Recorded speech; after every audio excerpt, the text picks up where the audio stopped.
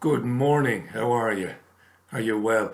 It's around about 9:15 a.m. on the 11th of July 2018. It's a Wednesday morning, so it is. As I talk to you here from my little man cave in South Manchester. I hope you're well. I hope all is good. It's another scorcher here. It's very bright, even the light coming in through the window there. Sorry for the brightness. I can't do anything about that. Um, yeah, just a quick couple of words really on a couple of things that I've been talking about on the show in the last few days, and particularly about broadcasting in this country and the regulations around it.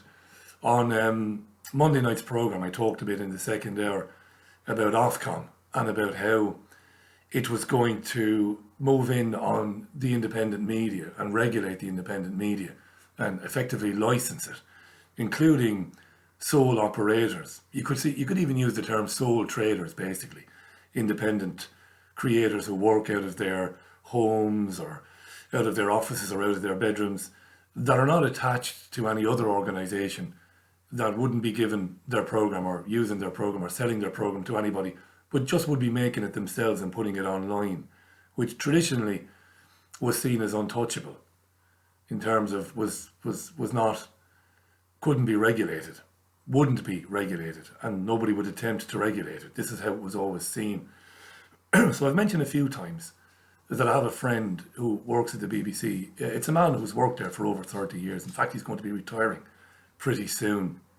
I probably could name the man, but I won't name him. And when he does eventually retire, he's going to come on the programme to talk about the media and how the media operates in this country and elsewhere.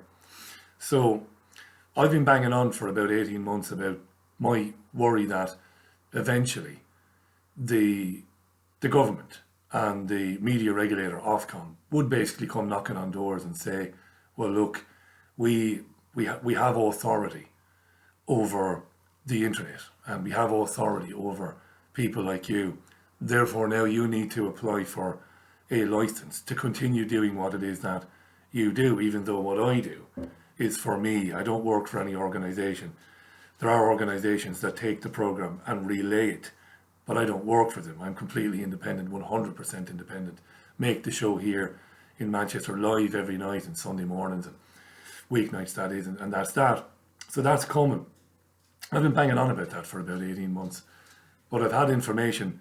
It's kind of breaking news, this. I've had information in the last couple of days that the government is determined.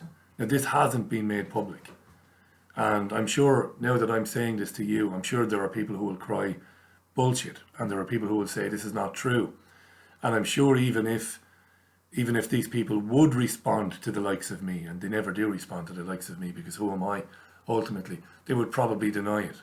But they are determined that in 2019, they're going to introduce a game changer for media content creators in the United Kingdom, whether it be the Richie Allen Show, which broadcasts live Monday to Thursday and so on, or whether it be just some man or woman who once a week goes onto YouTube and talks about politics or news or whatever.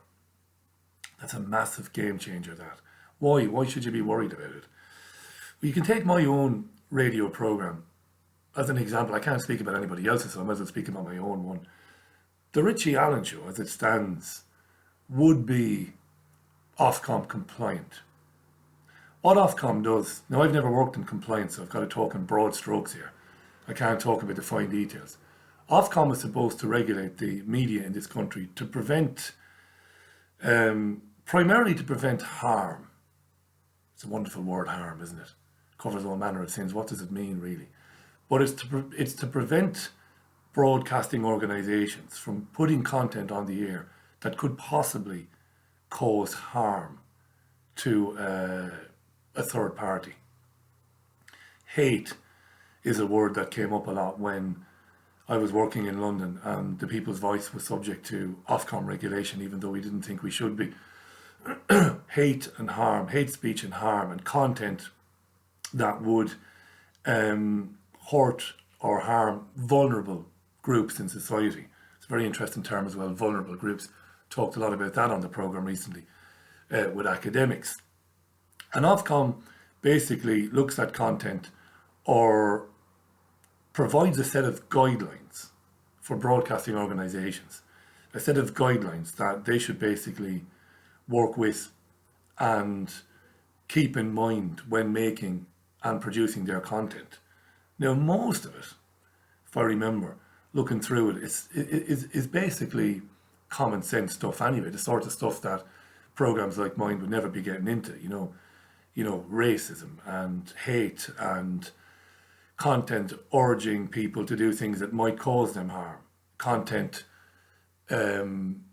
promoting things that might cause somebody or might encourage somebody to do something either harmful to others or harmful to themselves.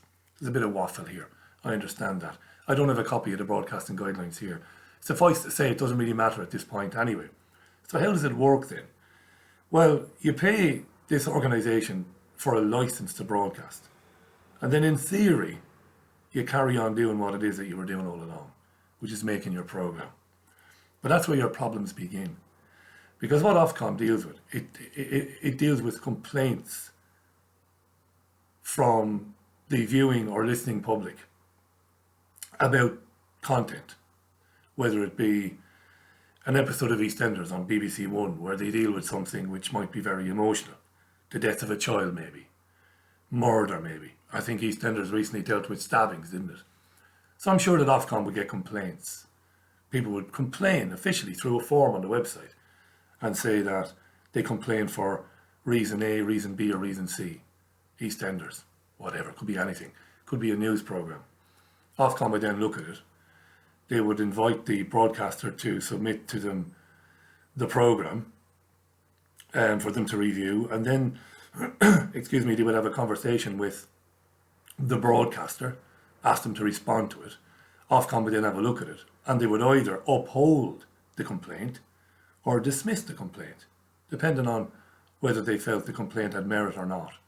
If they uphold the complaint, there's a number of things that they can do.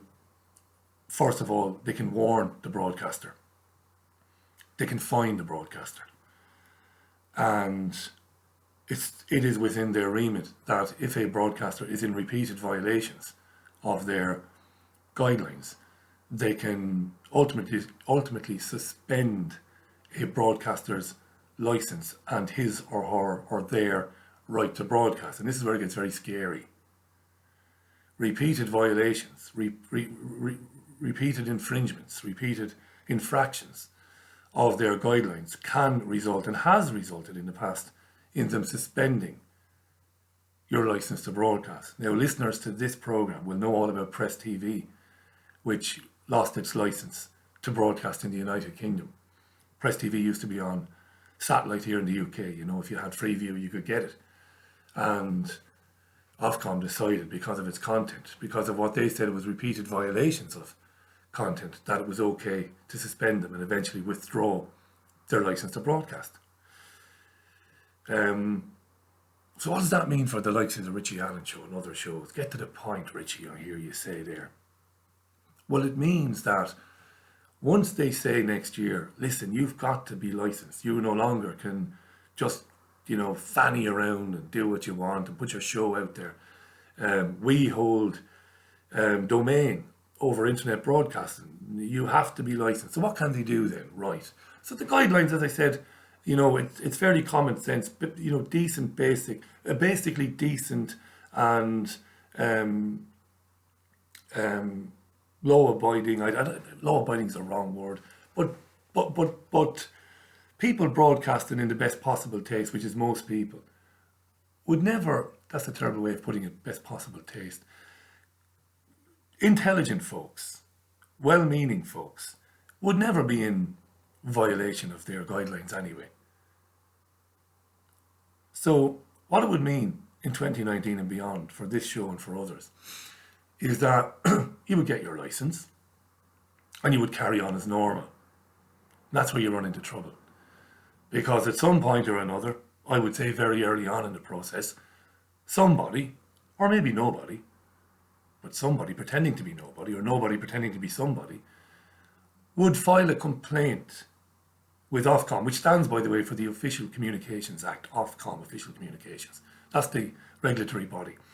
somebody would file a complaint and say that I found something very offensive about a show broadcast by this guy in Manchester, Richie Allen. Could be about anything. There might be somebody on talking about vaccines. Do you know, it would be about vaccines, wouldn't it? Or something like that.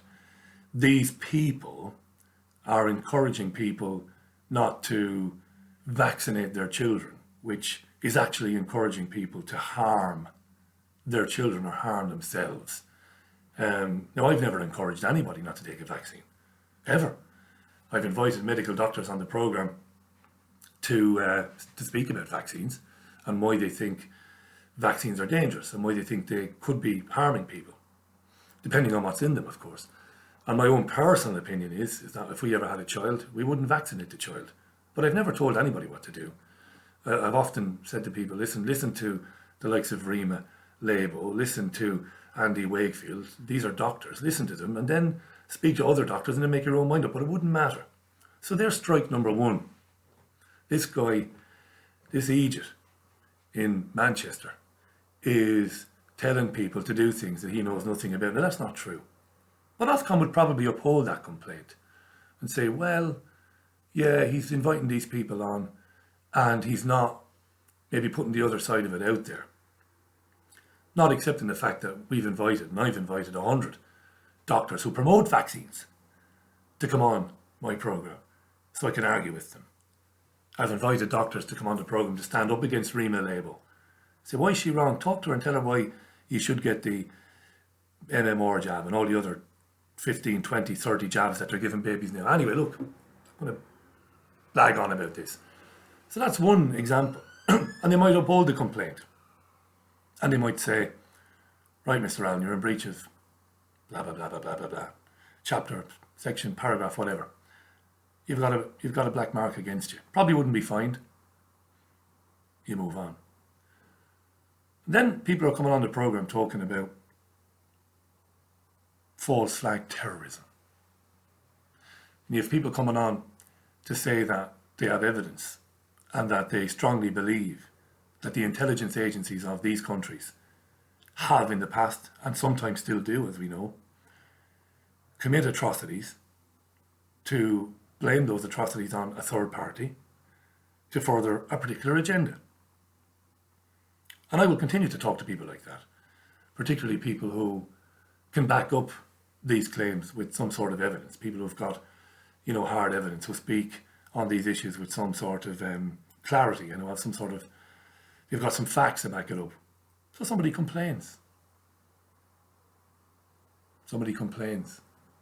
Or nobody complains. Nobody pretending to be somebody complains to Ofcom next year or in 2020 and says, see this guy here, this independent radio guy, he's saying things that is causing great distress and great anguish to the victims and the families of the victims of this terrorist atrocity. And this is causing them great pain because he's saying that, or he's talking to people who say that it didn't happen in the way we were told it happened. It didn't happen at all, maybe in some cases, as we've heard from in the past. And this is causing harm. Ofcom comes back and says, there's been a complaint. And you say, as the content creator, well, the person I spoke with used to be in the CIA. I've had many of those on the programme. They have insider knowledge. Their point of view on this is very interesting. It's very relevant. Isn't it newsworthy that somebody from the CIA or somebody who used to work for MI5, in the case of David Shaler, CIA in the case of Robert Steele, in the case of Ray McGovern. I've had so many of them on the programme, haven't I? Phil, of course, as well. So I wouldn't have them on to talk about false flag terrorism. Ofcom has a look at it. I send them the broadcast. They come back and say, we've upheld the complaint. It's harmful to the victims of these terrorist atrocities. That's 2 strikes against you. You see where this is going without me labouring the point. Probably after a 3rd or a 4th strike, Ofcom says, we're going to suspend your licence to broadcast. You can't broadcast now. Now at that point, and I don't want to sound like I'm scaremongering because this really is breaking news, this. And I have to talk about this. And I don't want to sound like I'm scaremongering. And I don't want anything. This has got nothing to do with the programme, the health of the programme, finances, nothing. So nothing to do with any of that. This is hard news, this. So what they do then is they say, we're going to suspend you. You can't broadcast now from your home, on your equipment, on the stream, the internet stream that you paid for. You can't do that. You might be surprised to learn that they have the authority then to instruct the police, law enforcement, to come and take your equipment if you don't abide by the decision to tell you not to broadcast. And that's the most terrifying thing of all, really. I think back to London back in 2013 when TPV was trying to get off the ground, and surprisingly, the man running it, a guy called Sean Adel, who I don't have very much to say about, so I won't say anything at all, but he worked for the BBC in compliance, and he was in the dark as to whether or not we needed a license to broadcast, because we weren't on terrestrial TV, we weren't on satellite, we were on the internet basically, broadcasting online. Ofcom came back and said that the law had changed within the last 12 months, and that they did now have authority over everything broadcast from the UK, whether online or whether, as I said, on satellite TV or terrestrial TV or whatever. That surprises me, that they have had that, or given themselves that authority for all these years, and yet it's only now and even next year that they're going to come after the independents. It's taken them a while, right? I don't know why that is, but it's taken them a while. So my mate then, to go back to the beginning of this, who has spent, I said 30, I think it's nearly 35 years producing TV and radio at regional and national level for the BBC, and he'll be leaving there next year to retire. And he said to me that in the last 24 hours, basically, I've been talking about this since Monday, that they've earmarked next year. Next year is when they're going to start knocking on doors to say, look, you can't do this anymore without accepting that we hold domain. We are the authority. You must be licensed. No longer can you broadcast without a license. How are they going to police it? I would say fairly easily. I mean, obviously the first doors that will be knocked upon will be the doors of the more, I don't want to say successful, it sounds very fake and arrogant, but people that have got more of a profile. It's got nothing to do with whether you're any good or not. It's whether you've got a higher profile. So obviously shows like the Richie Allen Show, and there are other shows that you can probably think of. They will contact us. It's very easy to contact us. I mean, the Richie Allen Show is a company. The show pays, it pays taxes. It's there for everybody to see, and it has a business address in North Manchester, and it'll be very easy for them to come and say, look, you've got to be licensed. At that point, I think, next year, I suppose the only thing that will be left for us to do is to figure out where in Europe we can go and continue to do this every week without having to deal with them. Because there's no dealing with them. Because it'll be inevitable. Once you're licensed, it'll be an inevitability.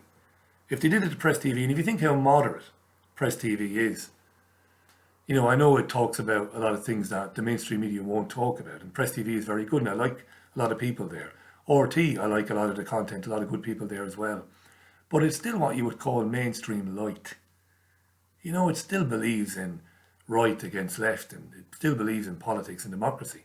And even though it mightn't mean to, it still promotes that stuff as legitimate. Whereas shows like mine, and there are not too many shows like mine in the UK, a lot of shows like mine in America and in other parts of the world, but in the UK, there's not really a lot of shows like us who disavow politics and talk about things beyond politics.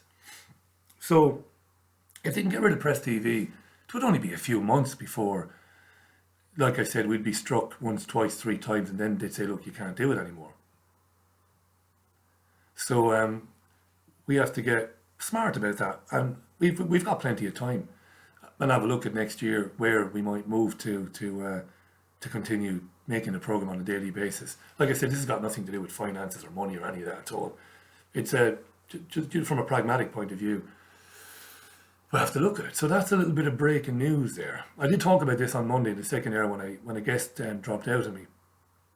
And I did ramble on. I might be rambling on now. I think I probably am rambling on now. But that's the reality. So nothing really else I can say about it. It's interesting that we're talking about that. I think I've learned how to use this. I can bring a story. I can't bring a story up, but I can look at a story. You can't see it, but I can see it. But you talk about what's happening to the media. And I talked at length on Monday about how not only now are politicians being given radio programs. I mean, it was horrifying for me to turn on BBC Radio 2 on Monday afternoon to see who Jeremy Vine had on and what he was talking about. Now look, it was all about Brexit because David Davis resigned on Sunday night. So I knew there would be some talk on the Jeremy Vine show.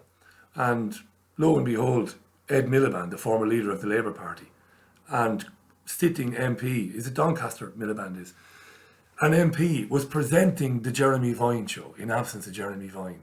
And Michael Howard, I think, is presenting it later this week and next week. And I talked about all the other politicians who've now got radio shows. Sometimes weekly, sometimes daily, ex-politicians. And I also demonstrated on the show, I named so many names, how many producers now have worked in politics, in Parliament, have worked managing the affairs of certain politicians or certain ministers of state. This is what's happening to the media. The media was bad enough as it was. You didn't think it could get any worse. But the BBC are reporting now that 21st Century Fox, which is owned by Rupert Murdoch, has increased its offer for Sky News, which it has shares in anyway. They want to buy it outright. And the UK government is looking at it. They've promised, if they do buy it, they've promised to sell it on to Disney. Which is laughable, really. This idea that to kind of preserve plurality, if Murdoch succeeds, well, we'll sell it on to Disney and that'll be okay then. It's laughable, this.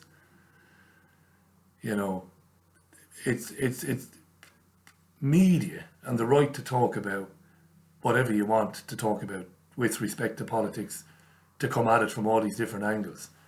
It's dying on its arse. I have no doubt that the Culture Secretary, Matt Hancock, is going to approve the deal. And that's where we are. So it's bad enough years ago when we figured out that 6 major corporations owned about 90% of the media, but it's getting worse. It's concentrating now even into, you know, with companies being bought up, with these major corporations buying up major corporations, it'll soon be 1 or 2 companies will pretty much own the world's media. And while that's going on, like I said, you have this stuff going on now with this massive attack on independent media, which we ain't seen nothing yet. You know, we talk about the attack on free speech from the progressive left and what it means for programs and what it means for newspapers and internet websites. We ain't seen nothing yet. When these people next year say, right, it's over now, everybody's got to have a license, no matter who you are, well, that's the end, really, in this country anyway, for anything remotely like independent media. So there you are. That's about it, really. Just wanted to and it's very interesting. We've had a couple of people on the show in the last week or so. Stuart Waiton, the professor from Abertay University in Scotland, and David Vance, the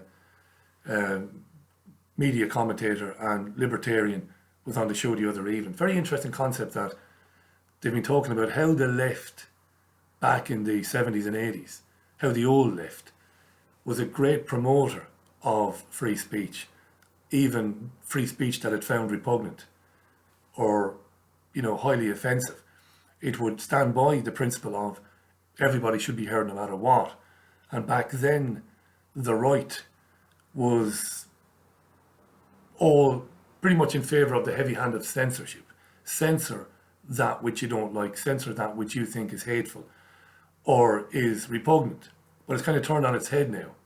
The left has been hijacked by, I don't know if you want to say, use terms like cultural Marxists, progressives, who now want to shut down anything which it says is offensive or harmful. And the right, it's completely flip-flopped.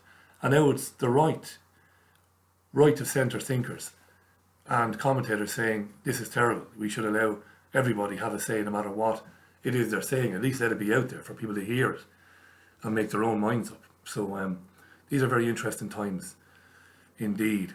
So look, I've rambled on a bit there. I'm not at my best early in the mornings, but I wanted to tell you that in 2019, the Official Communications Act is going to be applied to the independent media. That's the basic 5 W's and a H there. Who, what, why, where, when and how. Independent media is going to become after, and they're going to say, look, you've got to be licensed. They're going to say, don't worry about it. It'll be okay, don't worry about it. Get a license. It doesn't cost much money. It doesn't cost much money at all to be licensed. And you're licensed then, everything will be hunky-dory. But it won't. It won't. You've had a guy on talking about vaccines. You've had a woman on talking about false flag terrorism. You had a woman who came on to say that she's treating herself with certain remedies and that her cancer is in remission. That's dangerous. That's harmful. Strike 3. Now you can't broadcast anymore. I'm sorry, but your license is suspended. And if you do, we know where you are. We'll send some blokes around. It'll be blokes to take your equipment away from you. That's a fact. That's not scaremongering now. This is not, like some of the alternative right shows, scaremongering, and all that. No, I don't do that. This is real. This is reality. So that'll be the death of totally independent content creators and broadcasters. That's what's coming down the line. So there you go. Right, I mentioned on the show on Monday that a great friend of mine is in town, Jean Crowley, the Irish actress and journalist and writer, wonderful woman, great friend of mine, hugely important to the Richie Allen Show at the very beginning, in more ways than one. So she's in town. So what I'm going to do is I'm not going to be on today, the 11th Wednesday. I know I said I would be on, I would do something, but I think you'll forgive me. There will be a live show tomorrow, back to normal tomorrow, Thursday. And I'm going to do a 2-hour live show on Friday between 4 and 6.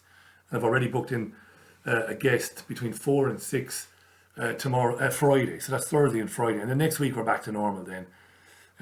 I'm not going to watch, well, I will watch the football, but it's not about the football.